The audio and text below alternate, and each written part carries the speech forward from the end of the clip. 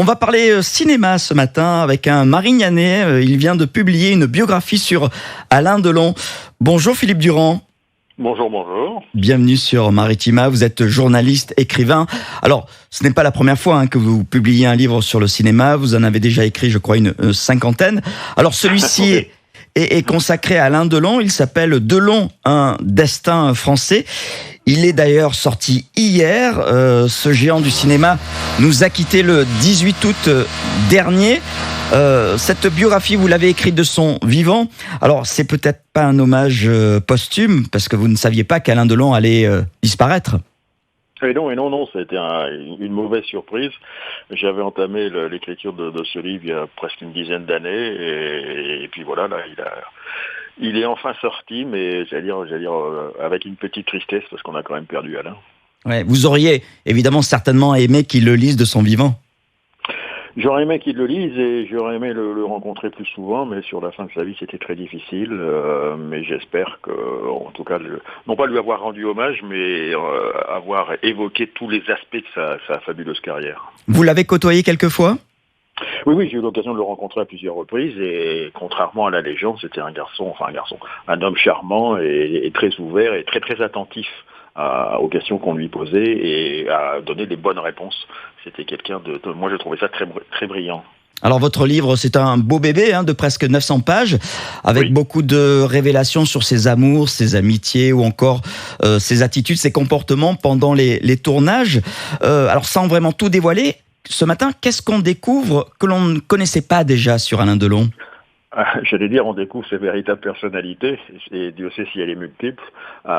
Vu tout ce qu'il a fait, j'allais dire que ça va des relations avec, on va dire, des bandits marseillais qu'on connaît bien dans notre région, jusqu'à la tentative de monter une compagnie d'hélicoptères, les chevaux, et là aussi dans notre région, au Puy-Saint-Tréparade.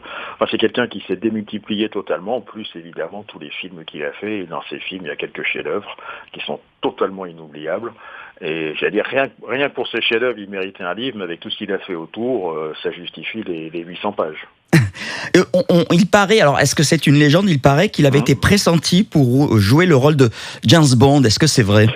Non, c'est tout à fait exact. Broccoli y avait pensé, parce qu'il l'avait croisé, il avait envisagé de prendre James Bond, mais Broccoli, donc qui était le producteur de James Bond, a toujours préféré des Anglais, en tous les cas des personnalités du Commonwealth. Et comme Alain Delon était français, même s'il parlait bien anglais, c'est ça qui a buté, c'est uniquement sa nationalité et le problème éventuellement d'accent. Oui. Vous l'avez rencontré à plusieurs reprises, vous le disiez, notamment sur ses tournages ? Oui, non, je n'ai pas été sur des tournages, je l'ai rencontré à l'occasion de sorties de films souvent, et comme moi j'ai travaillé avec Belmondo, et il se voyait, je dis pas régulièrement, mais quand il se voyait, il se tombait vraiment dans les bras l'un de l'autre. J'ai assisté à des scènes très émouvantes entre tous les deux, et pour moi ce sont les meilleurs souvenirs que j'ai d'Alain Delon et de Jean-Paul Belmondo, c'est quand ils étaient face à face et qu'ils se tombaient dans les bras l'un de l'autre. C'était absolument magnifique d'émotion et d'amitié sincère. Alors justement, vous parlez de Belmondo, vous avez créé aussi quelques biographies sur Jean-Paul Belmondo que vous avez bien connu. Pourquoi d'après vous, ils n'ont pas joué plus souvent ensemble, tous les deux au cinéma ? Pour une raison assez simple, c'est qu'ils étaient débordés l'un et l'autre par des projets, et parce qu'ils ne trouvaient pas de scénario et de sujet suffisamment forts pour les mettre face à face. Vous savez, quand vous avez deux grands noms comme ça, il faut quand même des scénarios en béton armé. Alors ils ont fait deux films majeurs ensemble, Borsalino et Une chance sur deux. Mais c'est vrai qu'ils auraient aimé tourner plus souvent ensemble. Encore fallait-il trouver des sujets à la hauteur de leur personnalité. Et comme c'était deux personnalités très exigeantes, ça n'a pas pu se faire, et c'est vrai que c'est un peu regrettable. Alors Philippe Durand, on disait que votre biographie est sortie hier, Delon, un destin français. Est-ce que ses enfants, sa famille l'ont lu ?